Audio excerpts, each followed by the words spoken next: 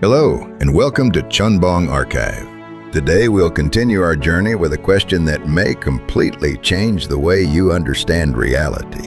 Take a moment. Look at the clock on your wall, or check the time on your phone. You trust it. You plan your life around it. You worry about running out of it. But have you ever stopped to ask one simple question? Where does time actually exist? Not the clock, not the movement of the hands, not the changing numbers on a screen. Time itself. Modern science uses time to explain gravity, motion, energy, and the evolution of the universe. Yet no one has ever seen, touched, weighed, or measured time as a physical object. So what are we really measuring? Today we'll explore a fascinating possibility. What if time is not a property of the universe, but the way consciousness organizes change? Drawing from philosophy, modern physics, and the consciousness field theory, we'll take a deeper look at one of the oldest and most mysterious questions ever asked.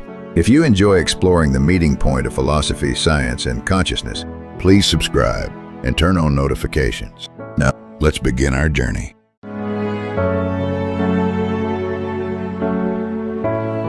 Look at the clock on your wall. Or, check the time at the very top of your screen right now. You can actually feel the weight of it. Oh, absolutely. Yeah. Right. I mean, we organize our entire economies, our stress levels, our whole lifespans around that relentless ticking. Right. It dictates everything we do. Exactly. But what if the thing you are measuring, the very thing you are constantly terrified of running out of, doesn't actually exist in the physical universe? I know. It sounds like a total provocation, right? But it is actually one of the most rigorously debated concepts in modern theoretical physics. And philosophy, too, for that matter. Yeah. We just structure our entire reality around this massive assumption that time is a fundamental property of the universe. Yeah. Like mass Or gravity. Right. Like it's just a physical fact of being alive. Yeah. And today's deep dive is going to aggressively challenge that assumption. We are analyzing an excerpt from a text, specifically Part 5, Chapter 2, and it asks this deceptively simple question: where does time exist? It's a wild question when you really sit with it. It really is. So our mission today is to explore the framework presented in this material, which suggests that time is not physical matter. It isn't like some invisible river running in the background of the cosmos. It might simply be the cognitive software our consciousness uses to process reality. Okay, let's unpack this. Well, the best place to start is really by stripping away all the daily conveniences we rely on. Yeah. You have to look at the raw physical data. Right. The source asks you, the listener, to confront this directly.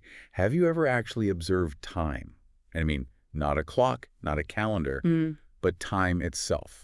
See, my immediate defensive reaction when I read that in the source was to just, point to everything around me. Like, I see the hands of my watch moving. I see the sun rising and setting. Yeah, that's the natural instinct. I look in the mirror and I see myself aging. I see the seasons changing. I mean, come on, that's time, right? Well, no. You are seeing matter in a state of transformation. Yeah. You are observing a sequence of physical events. The text draws a very hard line here between the observation of change and the existence of time. The physical universe only ever presents us with matter shifting from one state to another state. So you're saying? Like a leaf decaying isn't time. It is literally cellular breakdown. The Earth rotating isn't time.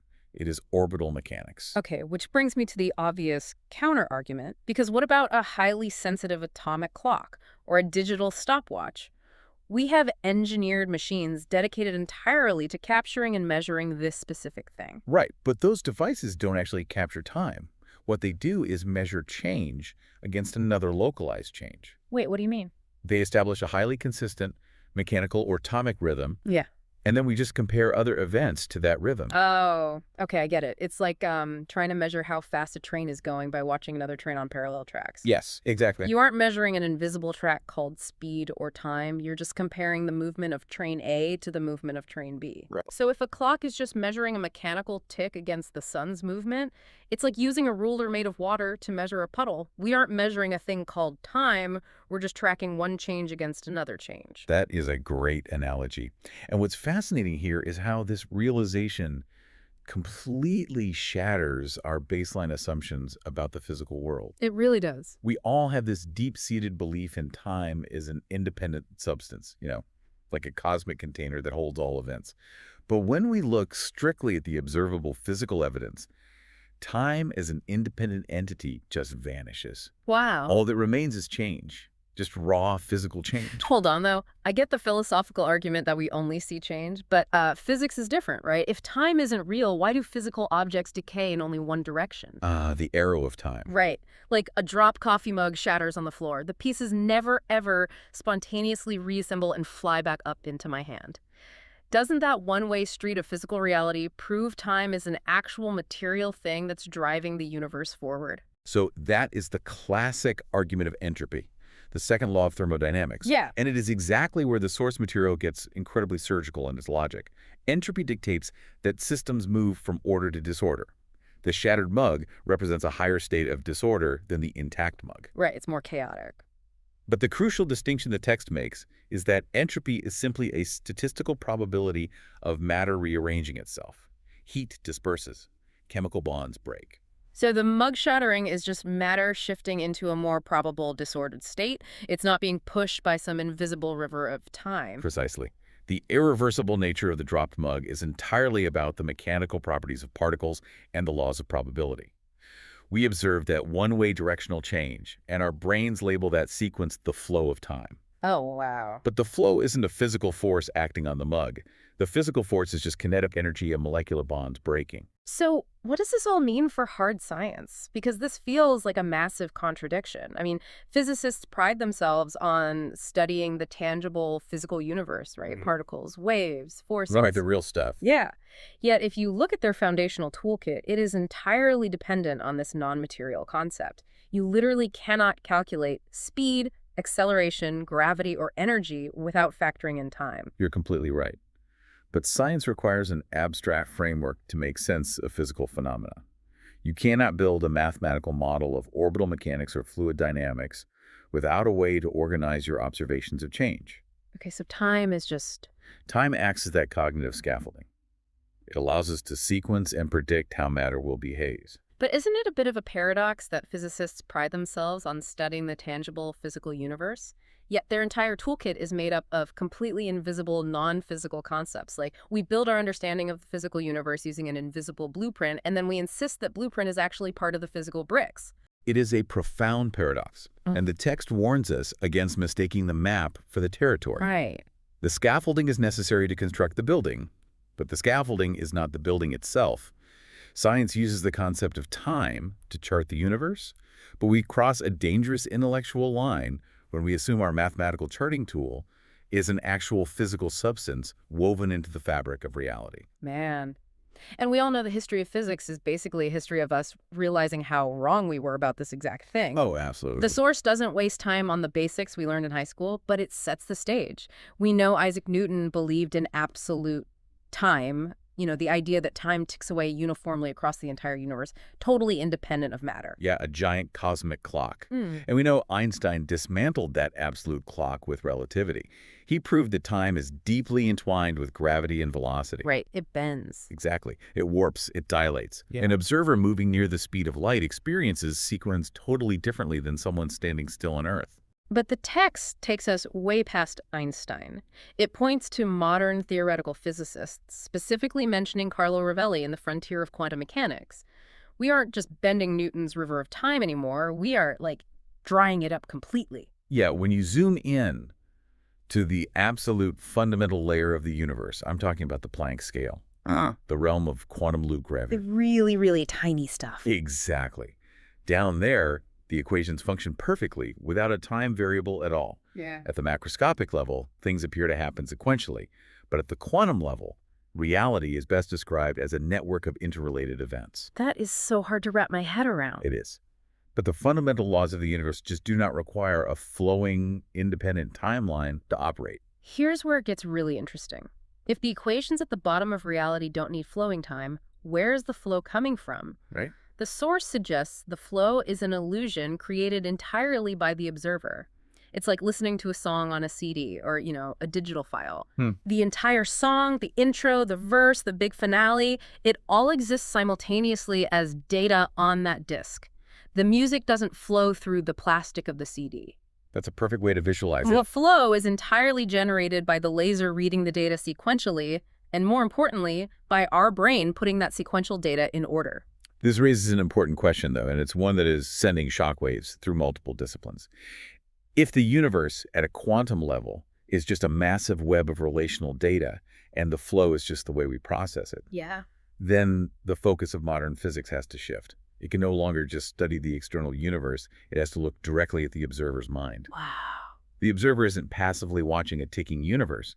The observer's cognitive architecture is actively constructing the experience of time. That is wild. We usually think of ourselves as these tiny, insignificant biological forms living inside a giant, ticking cosmic machine. But if the chronological flow is just in our heads, what else are we mentally projecting onto the physical universe? Well, the text expands this exact logic from time into other foundational concepts we completely take for granted. It challenges the listener with another brutal question. Where exactly in the physical universe is the number one? The number one. I mean, you can point to one apple on a table. You can point to one tree in a forest. Right, but you cannot point to the concept of one in nature. Right. Nature is raw matter and energy interacting. A forest doesn't know what a number is. Numbers do not exist under rocks or in the center of stars. They're just an idea. Exactly. They're an organizational system created by consciousness to categorize and navigate the chaos of raw data. Okay, and the source material makes the exact same argument about space, doesn't it? It does. We talk about space as if it's an empty container holding the universe, but we never actually see space. We literally only see the objects within it. Like, we perceive the distance between two chairs or the gap between two planets, but we are just measuring the relationship between physical things. Right. Space itself is invisible. Time, numbers, and space are the three absolute pillars of how human beings navigate reality. And this material is suggesting that none of them are physically real. Which is mind-blowing. They are cognitive forms. To use modern terminology, they are the software our brains use to interface with the raw, unstructured data of the universe. And the text brings in some heavy philosophical backing for this, which is fascinating to me because these thinkers were way ahead of quantum physics. I mean, Immanuel Kant argued this exact premise in the 18th century. He proposed that time and space are a priori forms of human intuition. Yeah, and in Kantian terms, a priori means these concepts are inherent to the observer. They precede our experience of the world. They're baked in. Exactly. Yeah. Kant argued that time and space aren't properties of the universe that we discover. They are the required lenses we wear from birth that allow us to perceive a world at all. You literally cannot take the lenses off. Everything you experience must be filtered through the concepts of space and sequence. It's like being born with a virtual reality headset permanently grafted to your face, and the headset just renders all incoming data into a 3D grid with a ticking clock. That's exactly it. But wait, if nature doesn't know numbers and time and space are just our Kantian VR lenses, does that mean every time we count an object or check our watch, we are literally forcing our own mental operating system onto the wildness of the universe? If we connect this to the bigger picture, the philosophical progression in the text is striking because you have Kant identifying time and space as internal cognitive software. Right. Then the source introduces Hegel, a 19th century philosopher, who pushed this to its logical extreme. Hegel argued that the subject, meaning the conscious observer, and the object, meaning the external universe, cannot be treated as separate, isolated entities. They form a single, unified dialectical process. So the observer and the observed are in a constant feedback loop, which, by the way, perfectly mirrors the bizarre behavior we see in modern quantum mechanics. Oh, absolutely. Where the act of measurement or observation actually forces a quantum system to choose a definite state. The philosophers were mapping the mechanisms of quantum physics centuries before we had the math for it. The convergence is undeniable. But as the source material shifts from philosophy to its own theoretical proposition, it introduces a framework to explain how this subject-object unity actually functions mechanically. And the text calls this the great consciousness field theory. Right, and we need to approach this critically because the source is moving from established quantum mechanics and classical philosophy into a very provocative theoretical model. Very provocative. The great consciousness field theory posits that consciousness isn't just a biological byproduct of neurons firing in our brains. It suggests consciousness is a fundamental underlying field of reality itself. Right. According to this framework, reality isn't a cold, dead physical environment that we just happen to wander through. Yeah. Instead, the physical universe is implemented within what the theory terms a reality consciousness layer. A reality consciousness layer. Yeah. The subject and the object do not exist independently. They are co-created within this overarching field. The text uses a really vivid analogy to ground this. It asks us to look at the mechanics of dreaming. Think about it. When you are asleep and dreaming, you experience a physical space. You can touch a wall in the dream and it feels solid. You experience a sequence of events. You feel time passing. Yet all of it, the physical environment of the dream, the objects within it, and your own avatar experiencing it, are entirely generated by your singular consciousness. And there's no actual physical wall. Exactly. And no actual time passing within the dream environment. The great consciousness field theory proposes that our waking reality operates on a similar foundational principle, merely scaled up to a cosmic collective level. But if waking reality is a rendering of a larger consciousness field, what dictates the rules? A dream is chaotic, right? Things shift constantly. But waking physics is highly structured. The source material addresses this by introducing the concept of logos. Yes. Logos is an ancient Greek philosophical concept. It's often translated as reason, order, or the structural principle of the universe. Okay. Within the context of this source's framework, logos represents pure information and fundamental order. The theory argues that before matter can exist, information must exist. So matter doesn't just figure itself out? Right. Matter does not spontaneously generate order. Yeah. Rather, the underlying informational order, the logos, implements reality into physical form. This is where the text makes a brilliant modern comparison. It looks at how artificial intelligence generates reality. Think about the mechanics of an AI image generator or like a complex physics engine in a video game. It is a highly relevant analogy for the mechanics of this theory. An AI model does not contain physical paint. It doesn't have a physical canvas or physical light. It consists of a latent space of raw data and algorithms. Right, it's pure mathematics. But when you give it a prompt, when you introduce a specific intent or order, the AI filters that raw noise and generates a highly detailed, localized, and seemingly tangible output. From a foundation of non-physical information, it renders a physical representation. And the source implies that the universe itself functions like a supreme rendering engine. That is so cool. The logos acts as the underlying code, the algorithmic foundation of order, the physical world we bump into, the gravity we feel, the passage of time we perceive. These are just the final rendered outputs of a vastly deeper informational process occurring within the consciousness field. I mean, we are basically rendering the universe in real time through the data of our consciousness. Yeah. Our brains are processing the raw code of reality, the logos, and translating it into a navigable 3D environment complete with flowing time, measurable distances, and discrete objects. The source material is remarkably ambitious here because it attempts to synthesize completely disparate disciplines. Oh, yeah. For centuries, we have treated science, philosophy, and theological concepts like the logos as parallel tracks that never intersect. Science measures the physical output. Philosophy dissects the cognitive software. Religion and spirituality seek the underlying order. But they're all looking at the same thing. Exactly.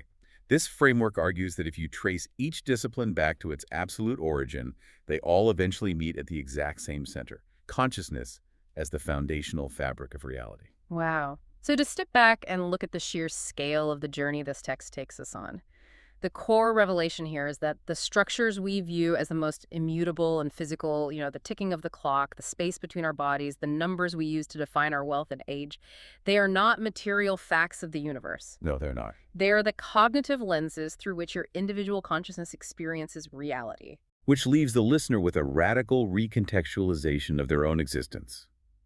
The text poses a definitive question based on this great consciousness field theory. Are you a biological accident living inside a mechanical universe, subject to the ravages of physical time? Or are you a localized focal point of a larger consciousness field, actively participating in the rendering of reality itself? It totally shifts you from being a passive victim of a ticking universe to an integral component of the reality generation process. You aren't just observing the universe. Your cognitive architecture is actively participating in its shape. And the source also prompts us to consider the evolution of this cognitive architecture. Because if time, space, and numbers are simply our current operating system for reality, well, operating systems are rarely final. Right, they get patches. They receive updates, they evolve. Has human consciousness always looked like this, or can it grow? If our perception of reality is tied to the current limits of human consciousness, what happens when that consciousness expands? And that is the exact provocative thought I want you to carry with you as you go about your day. Because if time is just the way our current consciousness sequences change, like a CD player forcing us to listen to one isolated track of reality at a time, what happens if our consciousness evolves to a higher level? If those rigid Kantian lenses of time and space begin to widen, might we one day experience time non-linearly? Imagine stepping completely outside the illusion of that ticking clock on your wall. Imagine perceiving reality not as a relentless flowing river that sweeps you toward decay, but as a vast, simultaneous latent space of information. Experiencing the past, the present, and the future not as separate events, but as a single, simultaneous painting that you can comprehend all at once.